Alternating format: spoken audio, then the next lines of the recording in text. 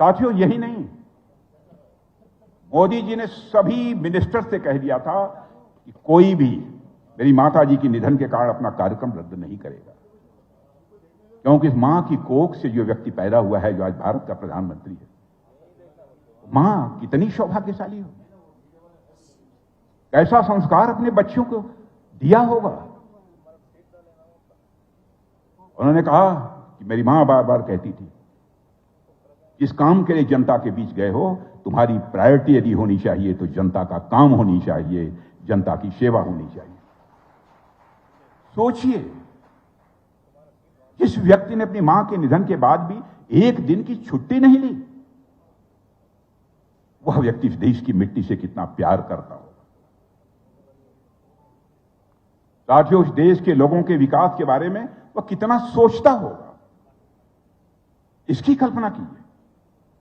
जहां तक ग्राउंड पर रिजल्ट देने की बात है, तो पिछले 12 सालों में देश में जो परिवर्तन हुआ है वह देख लीजिए। यह खुद से साबित हो जाएगा कि हम सिर्फ वादे नहीं करते हैं, बल्कि रिजल्ट डिलीवर करने वाले हम लोग हैं। यह करके 12 वर्षों में हम लोगों ने दिखाया है। और साथियों, 12 साल पहले कोई सोच भी नहीं सकता था कि भारत को कोई नक्सलिज्म से, नक्सलवाद से मुक्ति दिला देगा। डिकेड्स तक, दशकों तक नक्सली आम लोगों और हमारे सुरक्षा बल, सिक्योरिटी फोर्स के जो जवान थे, उनके साथ खून की होली खेलते रहे। बड़ी संख्या में हमारे सिक्योरिटी फोर्सेस के जवान भी मारे गए। लेकिन आज मैं सीना ठोक कर कह सकता हूं, हमारी सरकार ने मोदी जी के नेतृत्व में इस नक्सलवाद को हिंदुस्तान की धरती से समाप्त कर दिया है। जिन इलाकों में कभी बंदूक की आवाज गूंजती थी, जिन इलाकों में कभी बंदूक की आवाज गूंजती थी, वहां मेरे बहनों भाइयों, वहां स्कूल की घंटियां बज रही हैं, सड़कें बन रही हैं और विकास वहां तेजी के साथ पहुंच रहा है। हमने भारत के इतिहास का सबसे बड़ा और सबसे जरूरी टैक्स रिफॉर्म जीएसटी हिम्मत के साथ लागू किया। कितना विरोध हो रहा था। सर, कांग्रेस ने कहा कि देश की पूरी बिजनेस सिस्टम को ये समाप्त कर देना चाहते हैं। आज one nation one market, one tax की वजह से ईज ऑफ डूइंग बिजनेस को बढ़ावा मिला है। और हमारी सरकार ने 4 लेबर कोड्स लागू किए ताकि हमारे श्रमिक भाई बहनों का जीवन पहले की अपेक्षा कहीं ज्यादा बेहतर हो सके, उनकी सोशल सिक्योरिटी बढ़े, उनकी आमदनी बढ़े। यह चिंता करते हुए हमने 4 लेबर कोड्स लागू किए। इतना ही नहीं मेरे बहनों, हमने पूरे जस्टिस सिस्टम में भी रिफॉर्म किया है। ब्रिटिश राज से चले आ रहे कानूनों की जगह हमने नए कानून बनाए हैं ताकि हिंदुस्तान के सभी नागरिकों के राइट्स की बेहतर तरीके से रक्षा हो सके और हर नागरिक को न्याय मिल सके, समय पर मिल सके। एक समय था जबकि कांग्रेस बराबर कहती थी कि देश से आर्टिकल 370 कोई मां का लाल समाप्त नहीं कर सकता, और आपने देखा होगा आर्टिकल 370 को चुटकी बजाकर बहनों भाइयों हमारी सरकार ने समाप्त किया।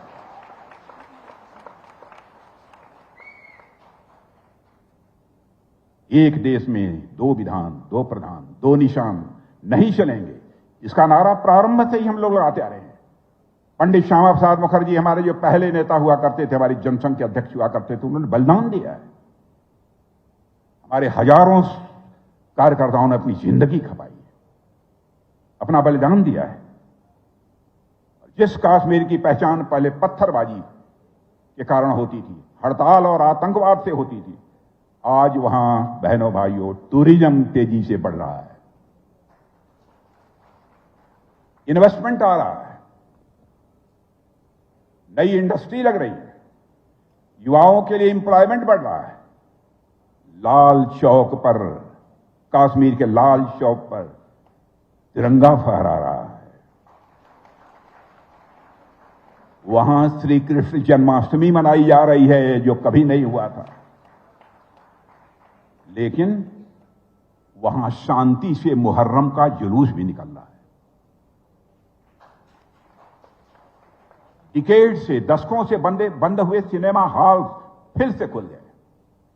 हिम्मत नहीं होती थी कोई सिनेमा हॉल खोल दे, सब खुल गए। मुहर्रम का जुलूस भी निकल रहा है। हम लोग कास्ट, क्रीड और रिलीजन के आधार पर किसी भी प्रकार का भेदभाव करने वाले लोग नहीं है। आरोप लगाया जाता है। जाति, पंथ और मजहब की राजनीति नहीं करते, कास्ट, क्रीड, रिलीजन की राजनीति नहीं करते। हम जस्टिस और ह्यूमैनिटी, इंसाफ और इंसानियत की राजनीति करने वाले लोग हैं। मेरे बहनों भाइयों, आप ध्यान दीजिए, 2014 से पहले देश में कितना निराशा का माहौल था। किसान पूरी तरह से बदहाल था, नौजवान परेशान था, देश की जनता आखिरी उम्मीद, बस उसे कोई नजर आता था तो भारतीय जनता पार्टी नजर आती थी, मोदी जी नजर आते थे। और जनता ने उसी उम्मीद से प्रधानमंत्री के हाथों में देश की बागडोर दी। और मैं कह सकता हूं कि मोदी जी जनता के विश्वास पर पूरी तरह से खरे उतरे। 2014 से पहले भारत दुनिया में वो सम्मान नहीं पा रहा था जिसका वह हकदार था। इतने घोटाले हो रहे थे, भारत में कोई भी पैसा बाहर से लगाने के लिए, बाहर से कोई इन्वेस्ट करने के लिए तैयार नहीं था। लेकिन आज दुनिया का बड़ा सा बड़ा देश आज भारत के साथ अच्छे रिश्ते रखना चाहता है और हमारे साथ वह ट्रेड भी रखना चाहता है। 2014 के बाद, 2014 के बाद दुनिया के 38 कंट्रीज ने भारत के साथ ट्रेड करने के लिए समझौते किए हैं। बहनों भाइयों, भारत के इतिहास में पहली बार हुआ है। आज दुनिया की बड़ी बड़ी कंपनियां आकर भारत में प्लांट लगा रही हैं और मैं बतलाना चाहता हूं, आगे भी ये प्लांट लगने वाले हैं, डिफेंस के भी प्लांट लगने वाले हैं। भारत में अपने ऑफिस खोल रहे हैं।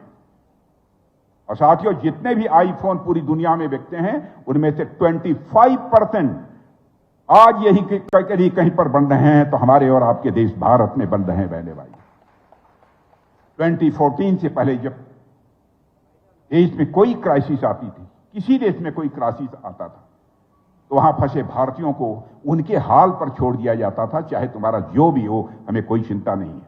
लेकिन आज दुनिया के हर कोने में रह रहे हर भारतीय को पता है कि मोदी सरकार हमको अकेला नहीं छोड़ेगी। चाहे यूक्रेन हो या अफगानिस्तान हो या ईरान हो, सीरिया हो या सूडान हो, मोदी जी हर जगह से भारतवासियों को सुरक्षित लेकर भारत की धरती पर आए हैं। मेरे बहनों, 2014 से पहले इंटरनेट सिर्फ ज्यादातर शहरों में और अमीरों के घरों में था। आज घर घर में इंटरनेट है। आज गांव का नौजवान भी 5G चला रहा है। 2G 3G की बात पुरानी हो गई, अब 5G चला रहा है।